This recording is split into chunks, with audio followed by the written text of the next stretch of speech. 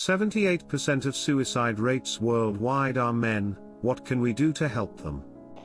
There's a lot that can be done about that, like allocating funds to starting men's organizations in a similar manner to what women get. A crisis center, health centers, annuals in regards to sexual health. A big one too would be creating shelters for men being abused and seeking to flee, and rape crisis centers for men. I had recently made a presentation about male rape and the fact that it is so highly underreported because our society as a whole tells men that they can't be raped and can't be abused because they're the superior gender. It would be extremely nice to see that stigma die down and make the effort to give them the therapy they need the same way we do for women. More mental health resources in school. I'm a teacher. We have one counselor for 500 kids. It is impossible for him to provide actual support to all of them. He needs at least 2 more colleagues so they can all work together to meet the needs of every single child. Increase the female suicide rate to balance things out. We could accomplish this by increasing the gender pay gap. /S. Give more shits about men. I sound like a bitch saying this, but women get way more attention and help than men. Let it be okay for men to express sadness. Sell ropes with the noose already tied. Let them go peacefully. Faster horses, younger women, older whiskey, and all the money. I'm not a guy, but I know dudes. Seems like if we stopped as a society considering having negative emotions weak or unmasculine or feminine, and instead of gendering feelings or attaching other random attributes to them and just considered them part of being human, that'd probably help. We need to stop treating men like they are complete morons. I hate how men are portrayed in popular culture as complete idiots who can't do anything right. Most men I know are competent, reasonable human beings, and we as a society need to appreciate that. Actually listen to them. PPSA depression in men doesn't exist, and that men can't cry, so we need to help them express their feelings so they don't feel trapped. Don't say that they're slobs and only care about this or that. Give bit more attention to male mental illnesses and traumas. R/lonely is a good example. Also give more weight to men's traumas. Girl could vaguely accuse someone of rape and every cop in the general area would go apeshit. Meanwhile a dude could say, first name, last name, drugged me and raped me, and everyone would laugh in his face. Of course I'm exaggerating, but it sometimes is like that. Quit with the notion that men are supposed to be strong and self-sufficient 100% of the time, and that seeking help is weak. Especially psychological help. Not much, unfortunately. Men aka males are one of 2 possible birth genders. The male is stronger and has a different brain and body than a biological female, the second of the 2 possible genders. The testosterone, the pressure of being strong, the pressure of being the breadwinner, the pressures of violence because men are violent naturally as animals, and the weaknesses of the female gender make the male gender more prone to suicide. It's simple science. I don't like my odds. Can we normalize platonic affection?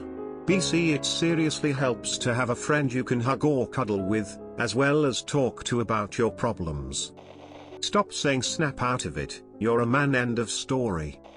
Destroy toxic masculinity. It's perfectly okay to be masculine, but it shouldn't stop men from expressing how they feel and getting the help they need. Men should be able to go to a therapist and vent about their problems in a calm, safe environment. Men should be able to get treatment for any mental health issues they have. Men should be allowed to express emotions other than anger. Men should be allowed to be affectionate and feminine if they want to be. Men should be allowed to act like people. Stop shitting on men every chance we get. One way to help is to just actually give a shit when someone talks to you about their problems. I know guys are really about keeping things in and not sharing our feelings, but even when we do talk about our feelings, pretty much no one cares. Even people who are supposed to care like a significant other don't want to deal with men's emotions. They may listen to the guy, but there is never any follow-up. It's like it goes in one ear and out the other. Not mentally judge them for height, weight and dick size. A family court and divorce court system that isn't overwhelmingly biased against them would be a great start. Honestly, Regularly hug the lonely men around you. What am I saying? Hug all of them. If you know this is 100% non-sexual, say so in men speak. Blunt, nearly aggressively, look man, I'm not trying to arouse you or hook up, this is strictly platonic. No mixed signals here dude, but I know you can use it. Then hug them, or let them rest their head on you for a few minutes. You have no idea what extremely powerful healing effect a few minutes of cuddling and the associated oxytocin surge can give to a man. Not out so much pressure on them to do stuff such as lose their virginity or get a girlfriend/wife, and to just in general not put so much goddamn pressure on us. Stop giving them honey-do lists. Let men talk about feelings without making them feel like they're lesser BC of it. Probably the first step should be to find out what pushes men to suicide. I see lots of suggestions here on what to do to help, but most of it looks like this would feel good to me, or there's a large demographic of men here, that must be it. You can't even start to fix a problem until you understand what the problem is. I don't know about others, but my feelings are never in consideration. I'm always expected to compromise and roll with the punches, and if I become an inconvenience I'm discarded. I really don't get it. I've just sort of come to accept it. I have things that bring me joy in life, but other people will always treat me as disposable. I just have to know this and not set myself up for too big of a disappointment each time. Realize they have feelings too.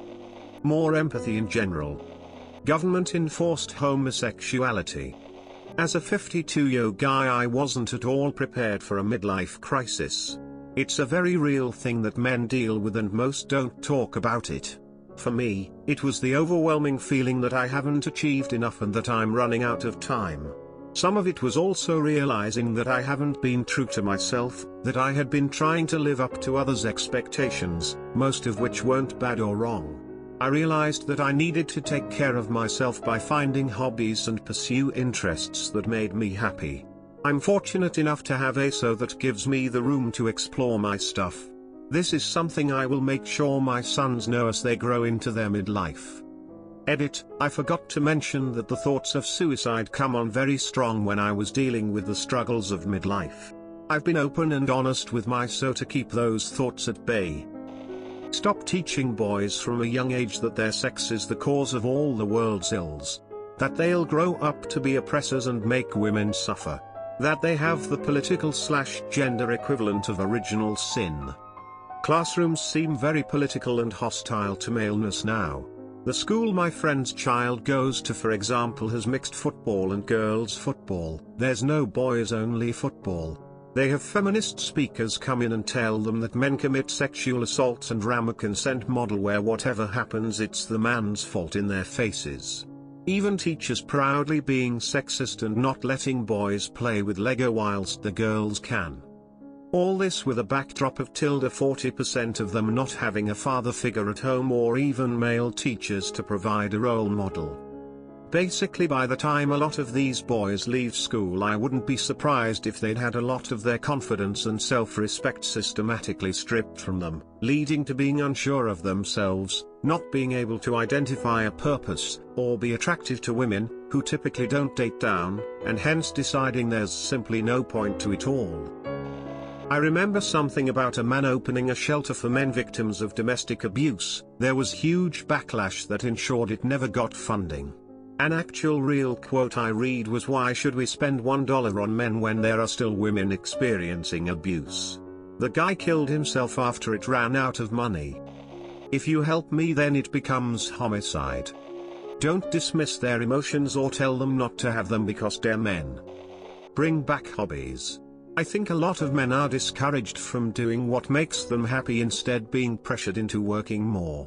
If you have enough money to put food on the table, spend the extra on carving wood or some shit. Also, no pet leases are bad for mental health. I get why they're a thing, but I have one and damn does it get lonely living by myself sometimes. Let us be emotional and slutty and gay. Just let us exist without shame, really. We are too focused on being men. Not me, I'm pretty unabashed, but in general that help. Remove the stigma of mental health care. Make it clear that seeking professional help for things like depression should be as normal as going to a doctor for the flu. And more so, actually make mental health care financially viable for the average person.